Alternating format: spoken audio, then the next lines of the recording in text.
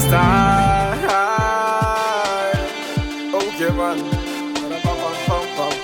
I woke up in a good mood. I don't know why I do, but I'm feeling so good, like I want the whole wood. I'm not gonna put on a t-shirt today. Feel like getting a sweater today. I make her smile. Hi guys, how are you today? I hope you're doing well wherever you're doing. Today is 26th April, Saturday, and it's International Intellectual Property Day. I am putting on this shirt to be together with artists that are not benefiting from their works. Anti, what of sente your creative work, boti go gesati ne kugwako. So I am standing together with those artists in Uganda and worldwide that did very good work but are not benefiting from it. And I hope that one day in Uganda, we would get leaders, or we will get leaders that work for the good of us. Mu parliament, we never artists ngaba tano, waliyo Honorable Chomagola, Honorable Hidamani Chiyaga, Honorable Rutaya. We have a number of artists that are in parliament, but however, we see tulaba regulations ezivayeza tuvide amateka agavaya gebintu byanti tunabaga galiku intellectual property and making sure that it's enforced by the relevant bodies.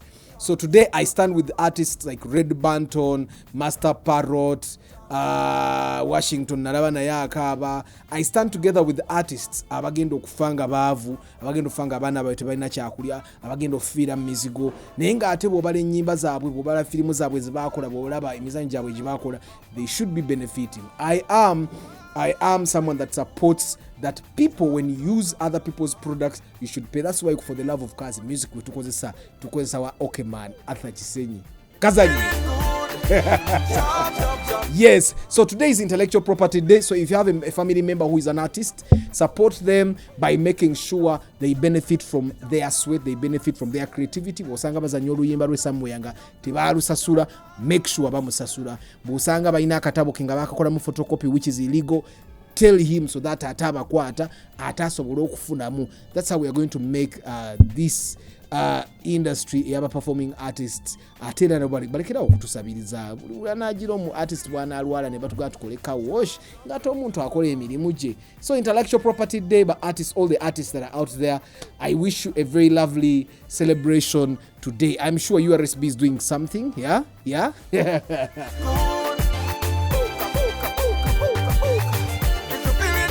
Uganda launched an armored vehicle showroom along Entebbe Road. Wali kubayita ababiri.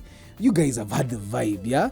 So National Enterprise Corporation yamajo manyamanye gagenda creating a companies neke uzima water, yeah, bagenda bakola ebintu ntu. So one of the things they did, of course, they are collaborating with a company from the UAE to make armored vehicles, which means they can make tanks, they can make even the Mica Vits, they can make it an armored Vits. You get? So they have they can make a lot of vehicles, and they are saying their vehicles will be costing about $100,000 up to 1 million shillings. They can make up to 40 vehicles per month. Uche nalewe wali baina Land Cruiser, baina we tanka ebitula mugundi mu filimu za abaswaziniga. You get? So what they are doing is that they are creating armored vehicles to be able to sell to civilians and also other countries. Ochitegera babenga basobola okutunda. I love the enthusiasm that the army has in doing all these things. Of course, when you have not had a war in a long time, you start being creative. Tebalwana atalo katwa nani agendo balwanyisa, so they just get creative by their bali mu kuzimba. Ochitegera now they are in manufacturing. Government now they started making armored vehicles. I don't know if Arthur went to buy an armored vehicle there. Of course, you need to get clearance from the Ministry of Defense. Why? Probably to ask you, what you are going to get bulletproof. Munange babuloka bandi bubina bogera ko linti batomeza abantu bagenda kunkuba amasasi gaga kalegula armored vehicle. But that's what they are doing. I'm thinking they are targeting the African market so that Africans don't have to go to Russia, they don't have to go to Japan, they don't have to go to the US to buy armored vehicles. Which now I don't know if I were to buy the Cybertruck, then I'll still need to get clearance from the Ministry of Defense, because the Cybertruck is literally Cybertruck. I don't know if that also qualifies, if it's not just a normal car. Tesla Model Y, but I'm thinking, since now they make armored vehicles, it might actually be a monopoly of them the neck people nga bebalina okutunda armored vehicles wano e Kampala. Ojja kusanga ogenda Ministry of Defence ne bagamba oba oyagala ogula armored vehicle, we have a government owned agency that actually creates those vehicles, so go and buy from them. But of course armored vehicles nazo era siza abavu. By the time you collect $100,000 to buy a vehicle, $100,000 bwogata ali ku 14 siza billion nga 4. Kati omuntu alina billion ennya nga yagala zigula mu motoka, obviously alina okubanga ne clearance Ministry of Defence eyanguwa. Eya Kyagulanyi bagigula mmeka? Bamuwampa nti batuga bamuwampe. Naye agivuga. His Excellency Kyagulanyi agivuga. Banterezeza but tetulina muyita Kyagulanyi, tulina muyita His Excellency Robert Kyagulanyi Ssentamu. Agivuga ddi? Ntera mulaba mu motoka ndala. Gozobeera ne motoka ng'erina bulletproof n'otagivuga. Gwolaba kigatta. Kisobolekera ekisooka okubanga emmotoka armored vehicle ebeera enkuba eba ezitowa ddala. Naye toyinaayo mukwano gwo ayinza tutwala wa Kyagulanyi tureview ng'emmotoka eri bulletproof. You are not connected. Mzee, naawe toyina connection. Kati kuba essimu tugende tureview ng'emmotoka ya His Excellency Robert Kyagulanyi eri armored. But anyway, so that's where the government is, and congrats to NEC finally giving it. I'm thinking everyone can go and look at these vehicles. Not everyone can buy, but we can go and look at them. And I'm reaching out to the NEC PR department. I don't know, majega bana PR department kweli. Kolechi. Amajega ate what public relations for what?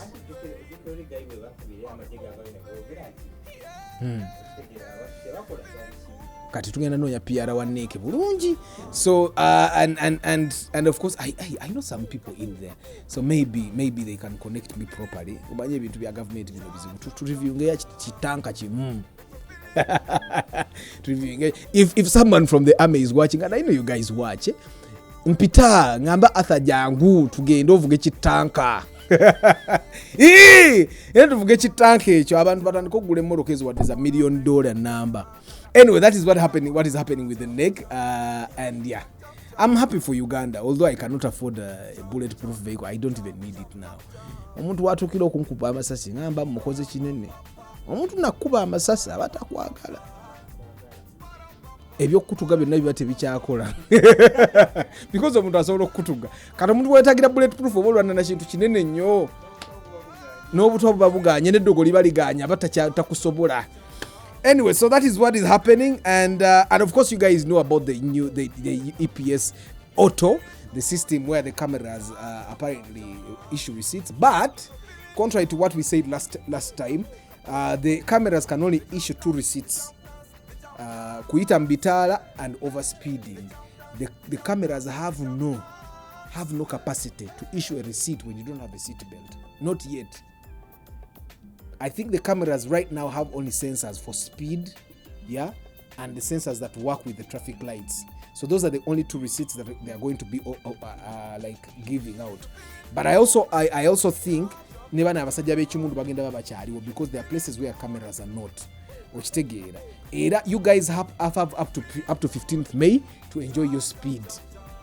Iranzo olumungi nyumirwamu kubanchi manyi.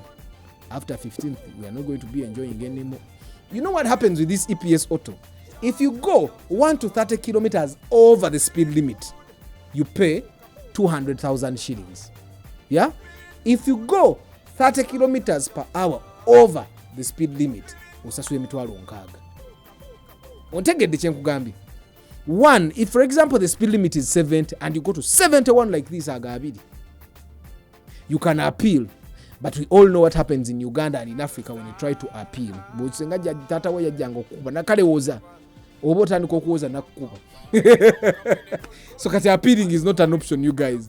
Era kamera bwekuba ekipapula genda osasula ekipapula. Next time be careful. Me, after I found out the date is 15th May, that's when the cameras are going to start issuing receipts. Kati amugenda kulaba obedience. So if the speed limit is 80, do 79, 78. If the speed limit is 100, do 98, 99. And of course, I have I have a document here that it's a new regulation. It's a regulation 2024. They call it the Traffic Road Safety Prescription of Speed Limits Regulations 2024. Yeah, and I just want to go through this. Schedule 1. Schedule 2 gives us the maximum speed limit on roads in urban areas, trading centers, and other built-up areas. Then Schedule 3 gives us the maximum speed limits on roads in rural areas, muchalo kati nze mbeera in a rural area, and then maximum speed limit on expressways and dual carriages. Let's start with that one because tuvuga nnyo Entebbe Express. The maximum speed on expressways and dual carriages ge makubo agatwala emmoloka ebbiri buli side. That's Entebbe Express. It's one. The speed limit for most of the vehicles is 100 kilometers per hour. The speed limit for light goods vehicles, Butawuni AC, Erefu, Kanta, yeah, that would be 80 kilometers per hour. The speed limit for heavy goods, Sinotracks, tractors, engineering plants, that the heavy goods Sinotracks, bichi 60 kilometers, then tractors, nebira is 40 kilometers. That's on the express. And now the speed limit on roads in rural areas, in Byalo, Ogenze Semuto, Ogenze Ruwero, the speed limit for most motor vehicles, for a paved road, area chorus, that's 90 kilometers per hour. Yeah? Paved roads in rural areas, Oliyo Nakaseke Wawa. On gravel roads, it's 60 kilometers per hour. Yeah? On community access roads, that's 30 kilometers per hour. Motorcycles, because we know the police is not going to enforce this on motorcycles. But of course, public service vehicles, Mulinga ambulance, Muli Chichi, that's 80, 60, and 30. Motor vehicles and dual purpose vehicles, drawing trailers, that's 80, 60, 30. And then light goods vehicles, which that's 80. Emotoka esinga zigenda speed ya 80 ku kube erya bulijjo erya chorus, yeah. Eyo mu byalo nga toli mu CBDs, 80 on the gravel erya maram, 60, and then access roads is 30. Kati wetugenda makubo gaffe gano aga bulijjo in urban areas, trading centers, and other built-up areas. Kasitola bangaliwo obuyumba. Otegedde, ne wabawo obuyumba bubiri, it's a built-up what? Ne wabawo somero. The speed limit is 30 kilometers per hour for all vehicles. Mu makubo ago agalimu amayumba, kati bw'obeera ng'oli ku highway nga bw'olaba Bombo Road, bw'otuuka mu town, the speed limit is 50 kilometers per hour. Ontegedde.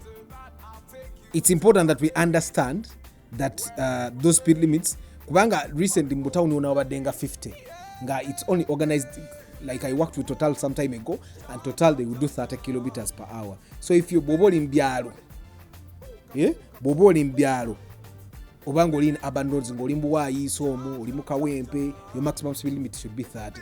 Kitegeeza ab'ekimundu basobola okuyimirira bwe bati ng'ova mu bitaala ng'odduka oli mu 40 kilometers per hour, ne bakuyimiriza ne bakuba ekipapula ky'emitwalo 2. And this is something that normally tumanyidde ndabasajja b'ekimundu babeera ku Northern Bypass, kwe batera okubeera ku Jinja Road, ku Masaka Road, naye bagenda tandika okujja mu butawuni, bagenda kukola ssente.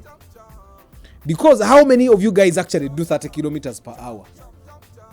Guys, so that's important to note, and I would like to tell you guys, please don't try to appeal. Bajja kusibira bwere ojagenda okwapiringa, ogenda okusanga nga video ate nga kamera yasomina bubingo obadde ogenze beyond oba olumba ayinza okukola muka speed okamanye fast forward, nyaga kati laba wabadde odduka na speed nene okusinga bwe ekipu kamera bwe kyalabye.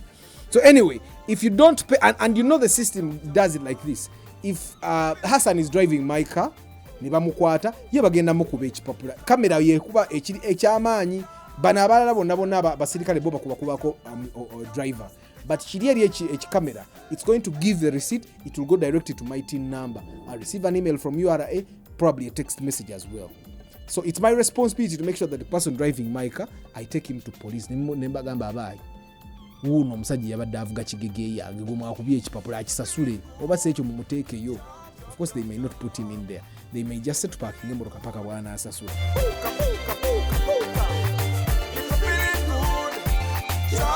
And then of course in Bundibujo, a school van overturned. It had about 32 pupils and one baby class student Jessica Natukunda died on the way to the hospital, and others, there were 2 critically injured peoples that were taken to the health center for. Yeah, and the critical ones were taken to Mbarara General Referral Hospital, and then others were put in the health center for in Bondibujo. Now, and of course the driver ran away. Guys, the parents that put kids in school vans, I know it's a trend, umwana yagala muteke mu van, but 32 kids in a van. Seriously, 32. That's a lot. Babade bava kunyahuka. Takatauni bakaita nyahuka. And the school is called Babunji Nursery and Primary School. No parent believe that their kid will end up as a failure. And if you believe that your kid will not end up as a failure, why are you letting them be carried in a van with 35 other children? Why? Bobo mwana wo mutende kabere responsible wencha lwachi omuteka mu van erimu abaana abangi bwe banafuna akabenji omwana wo yayinza okukosebwa abaana batakosebwa. And there are others that are going to be injured. Some have internal bleeding, we don't know. They have been taken to health center FOS. I am sure they don't have scans. I am sure there are injuries they cannot see that are internal. Ira mujagendo kusa kwa babana asatu mu ababiri ngakulika abafuse critical in no time. So parents, the drivers, our boss in Bagamba. Some time ago, I used to talk about a school van that was driving really badly, and people told me, rugezi. Ngamba kaninzi kastaba na bangi tebatambulira mu van. Nse bwe twogera ko abazadde benyine abateka abaana baabwe mu van. Be batayagala tubyogereko. So I find that if we as a people started asking, making sure that our rights were respected, would actually be safer. But, well, some Ugandans don't care.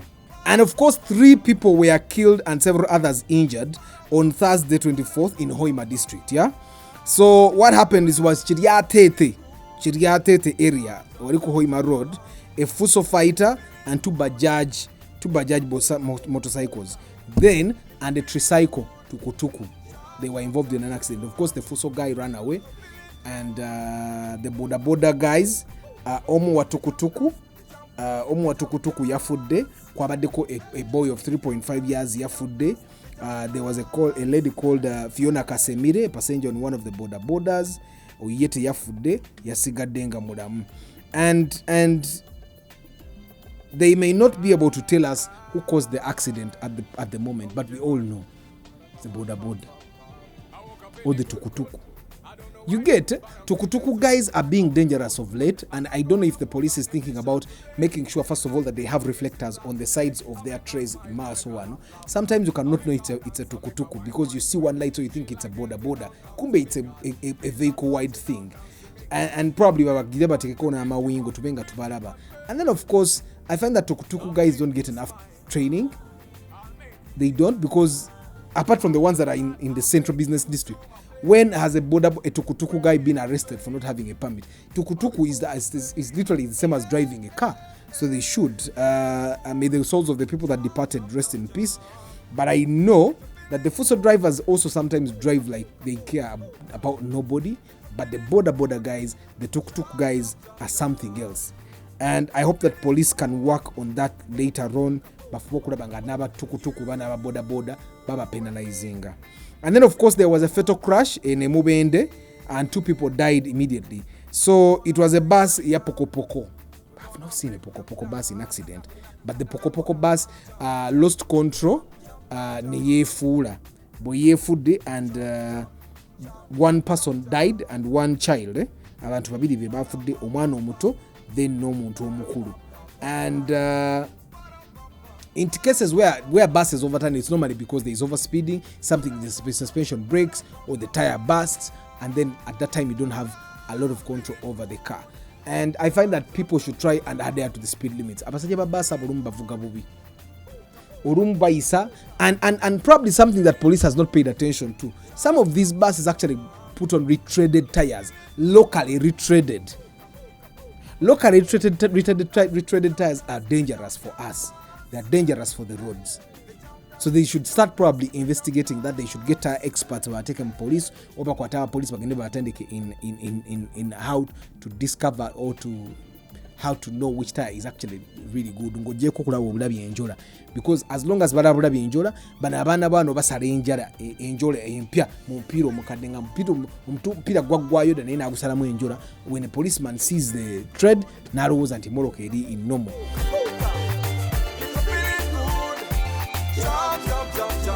And then of course there was also another accident. That was when? Wasn't it Friday? On 17th. And this is where famous photographer Sad Shots, you remember him?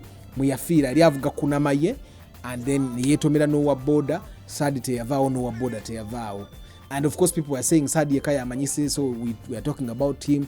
Yeah, it's really sad that Sad died. But it's people say he knew, because the day before he posted on Twitter that tomorrow could go on without you. Literally, I'm not saying the exact words, but he posted something that says that. And the next day he died. And before that he had got multiple injuries from motorcycles. Mr. Commuter UG. Ulayaka motoka Mr. Commuter. Ulayaka motoka. Olumu picho jivuge nga ku weekend akamotoka kobovuga on these other days. Ekirungi oli musawo. I'll make you smile. I'll make you feel nice. And of course in Chisoro, 2 women died. Yeah, 2 women died in a motorcycle crash where the border rider who was going really fast lost control. Jukira border, it moves, the tire is like this. Ngaluwa mayembe wano. So the moment you lose control of the tire, chikola chiti. Echiddako kuba kwefuula.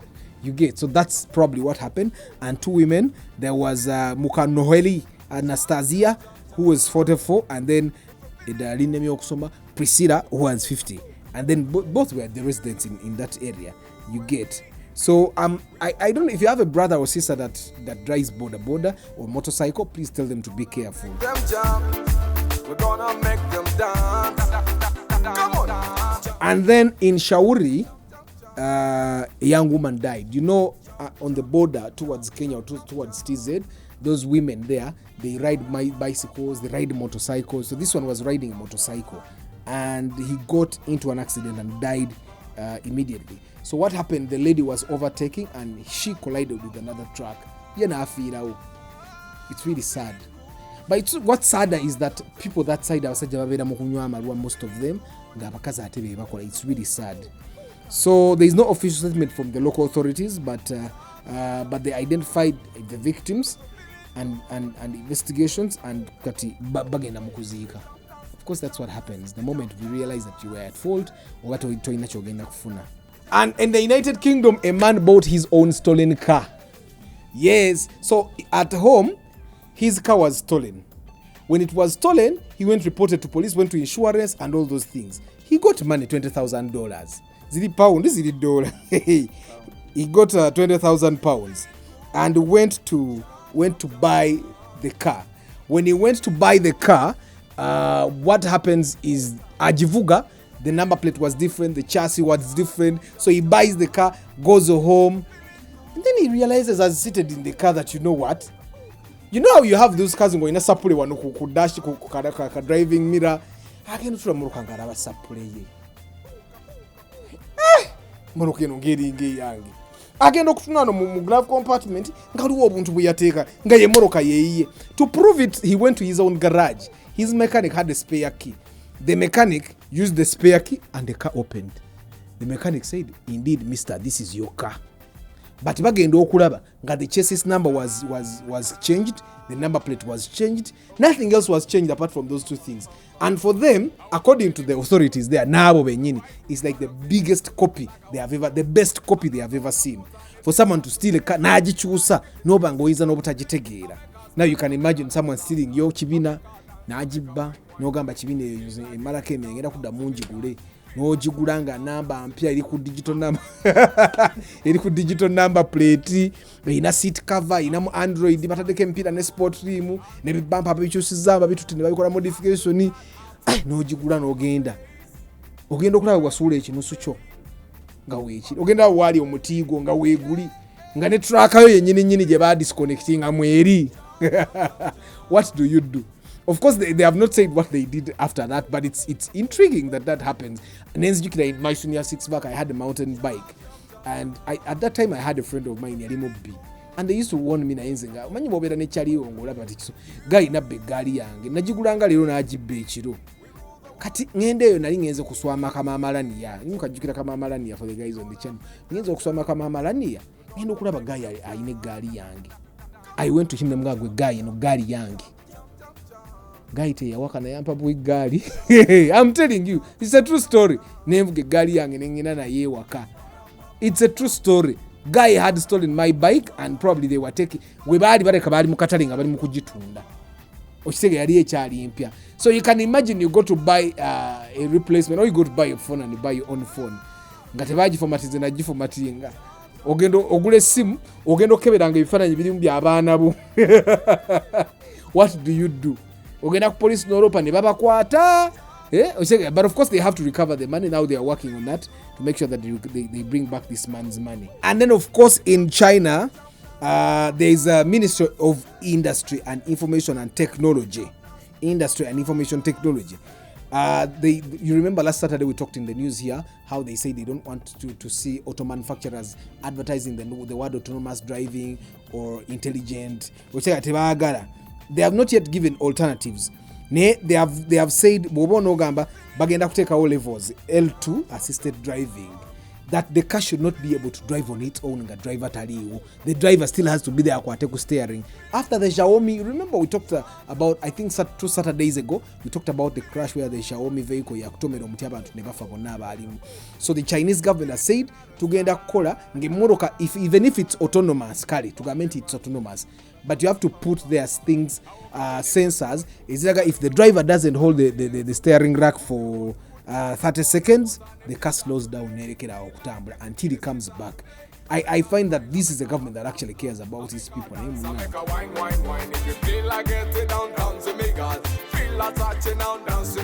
You guys remember when we did a piece where a man was trapped in a Waymo vehicle? Waymo is like Uber but with driverless vehicles. So the vehicle takes you where you want to go. There is no driver. And the guy was trapped in a vehicle that kept going round, and he reported and eventually was rescued. So again on 20th, there was a chick called Becky Levy Navarro and her friends that were passengers in a Waymo driverless car en route Ngabagenda Deep Eddy Cabaret when the vehicle unexpectedly stopped under the Mopak Expressway, a busy highway where 2 lanes merge. The cab locked its doors and trapped the passengers inside for over 5 minutes as traffic passed dangerously. Bano bali muchejo dakika 5 zokka.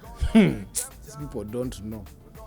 They don't. Dakika 5 zokka mtani ko complaining. But anyway, for them in their country, it's something that is big. Waymo, of course, still denies that happened, but they're also investigating what happened. But eventually it came out. And then Waymo issued a statement and said, if your car should misbehave, you can stop the trip and get out of the vehicle. But these passengers bagamba chabadde kiganye. So that's where we are going. I don't think we are ready. I saw someone doing a review of a Tesla Model Y, and then the question is, are we ready for that? And then the UK is considering changing the driving license terms. For example, they are restricting new drivers under the age of 25, from carrying passengers of similar age for the first 6 months. That, let's say you're 25 years, you go to get a driver's license. For the first 6 months, obera weka mmotoka toto nabasabaze. They're also doing that. For you to get a permit, you have to learn how to drive, for 6 months. Emyezi mukaga ngo yiga buyizi nga tunafuna permit. They have also want to implement a curfew of 11 p.m. to 5 p.m. People below the ages of 25 should not be driving after 5 p.m. and before 5 a.m. Why? They get wild, And then, of course, all cars should be with emergency equipment and all that. So what they are trying to do is, a person that is below 25 years, and I've said this time and again, I don't even know how he survived. Nalimuto. After 25, so what they are doing, there was an accident where a 17-year-old kid died because of an accident that was caused by young drivers, and the parents together with other people are calling for that, and that's where the driving license changes in the UK will come in. Kugezako kumenya accident ezijja because of age related fujo. Okitegeera age-related madness. These such things are already in New Zealand, there is in Australia and parts of the United States. Why? Because abavubuka babeera balina amalala. Nali ngewulira nanga amaanyi. I don't know how I survived. And then of course last Saturday we talked about a van that was trapped at a parking lot. Yeah, you know the parking lot where you put cars over each other.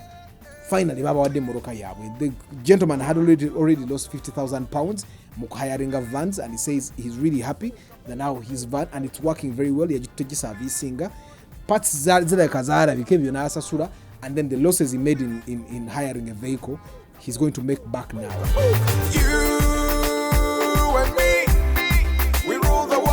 And today's comparison, I want to compare disc brakes versus drum brakes. And of course, for us to understand why most of the cars we drive in magazine drum, disc. Now, a disc brake, like they are showing you in the picture, ye brake ina disc, ina caliper, ina brakes. The drum brake brakes zibeereri munda nga lyo cylinder and then nga kiriko ekintu kiringa drum. Obalaze ekifaananyi. So let's just compare them. The comparison is quite clear cut and brief. Why do most of the cars that we drive have drums in the rear? Drums are cheaper to produce. They are way cheaper to produce for the producers. And they're just cheaper to produce. That's why they try. Cut the disc brakes. Why do our cars have discs in front? Because discs, this mango. Brake system ya disc siba nyonga kamyo. Moroke ebe tambulate nejukwata. So ngate drums ziba zitambula. Pushing it. That's why even the cars that have a lot of problems, it's normally is a leakage zibera ku drum because ka cylinder kabera yeyo ebugu muri balingi terifuruma. So ngate is that disc, the heat is dissipated very well. Heat esigale efuruma bulungi nnyo. The disc brakes braking system, the brakes are also very easy to inspect for replacement. Chovola banti brakes zema bigebisere bisinga tugenda okwagala zi replacing ngo brake tekyasibirako ddala because tulina bwe tuziraba. Okitegeera. And yes, the drum brakes are very easy to install. They are very cheap for the manufacturers, but they are very hard on maintenance because drum ezo basobola okuzisana nesituka nga ziweddeyo ngate mukataye tezikyali mu drum ezo. So ngate the discs zibrawo okuliibwa brakes because brakes baziraba mangu nti zikolaki nti zirimo kugwerera. So which car should you buy if you have the option? If you have the option of buying a car that has both discs both in front and behind, that's the best choice. That's why most sports cars have discs both in front and in the rear to enable proper and easy and quick and efficient braking. Drum nazo zisiba, nite zisiba bulungi.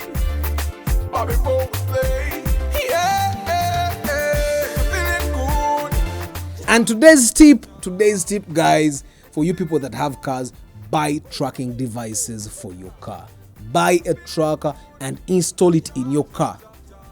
A motokeruma, guys. The day your car will be stolen is the day you know that nobody can stop reggae. That's the day you will say motoka. You get, buy a tracker and put it in your car. Nzitunda, I sell tracking devices. Trackers are mirundi ebiri ya 450 eyaba bede ne 350 eya bulijjo. Zonna they can shut down the engine. They'll show you your location of your car in real time. Buy a tracking device. You guys should remember Kabako's story. Bambu bake muruka na ajinonya wansi muruka edala. Goja ajinonya wansi wigali. Someone has been in my inbox. Chibina yeba ajibba nje mulangireko. Sikigala chikola lwansonga nchimanyi tekina chikiyamba. When your car is stolen, the one thing that in Uganda, the one thing that can save you will be a tracking device. A tracking device can also work as a security button because you can turn off the engine from the comfort of your home. Nebobeda UK, Nebobeda Germany. You just go to the app, it will show you the location of your car and you can turn it off. It gives you alerts. Buy a tracking device. You don't have to buy it from Arthur, but I highly recommend you buy it from Arthur. But you don't have to buy it from Arthur. Just buy a tracking device, install it in your car. Make sure you install a tracking device in your car because you buy a car of 30-40 million shillings and not put a tracking device. Come on. Because it's 350,000, 350 is a lot. It's like someone that's going to buy a car of 20 million and you fail to pay for pre-purchase inspection. It doesn't make sense. So buy a tracking device, and if your car is a hot cake, put an alarm installed properly. Alarms okuzinstalling buli muntu asootekamu alarm naye okugisaamu obulungi, that's where the problem comes in. buy a tracking device. Mzee Nkomazi. If you're feeling good, puka, puka, puka, puka. Thank you very much for being part of this week's episode of the Car Weekly Roundup. Yes, with your man Arthur, of course. I'd like to remind you, 30th August, tugenda bera mu Love for Cars Convention. Ticket egenda ba ya $5,000. Buli ticket ejirako magazine, Love for Cars magazine, the first issue of the Love for Cars magazine. Plenty of things to read about and learn. And then also on the event, we're going to have a lot of things to learn about. We're going to meet vendors with genuine spare parts that are affordable, babroka to bagobe. Nga if your shocks die, you know who to call. Mpeteza shoko zemoroka yange nya azikuweza at affordable prices. Nga boba wetaga gula air cleaner, you know who to call. Mpeteza air cleaner nya so that ebintu byaba middleman abo tugenenga tubijjamu abatunda emipira at affordable prices oberengo mamanyi woje basangibwa. Love for Cars Convention 30th August. Don't forget, I do pre-purchase inspection if you're going to buy a car and you need a guardian angel. I am your man. I come with a mechanic and together we make sure that you get the best car for your prices. I always recommend get your cars for Tuite Tukevere. Yes, don't forget to tell people about the channel. Let them subscribe. Let them watch the content that we produce. The project car video will be showing every Wednesday in the morning. And don't forget, we have plenty of other content that we're going to be uploading. Yes, and remember, owamajala video eno mpitangende muneke ngeze tanka. Tupamiti njine vuga tanka no njirina mumpite nzije mvuge mu tanka temu tokotogiranga muntu yagalizo ofune afande kiria. Anyway, guys, thank you very much for being part of the Car Weekly Roundup. Don't forget, we have a broadcast in the morning, live broadcast every morning, Monday to Friday, 7:25 a.m. Evening, Saturday and Sunday at 5:15 p.m. May the good Lord bless you. See you in today's live broadcast. Ciao.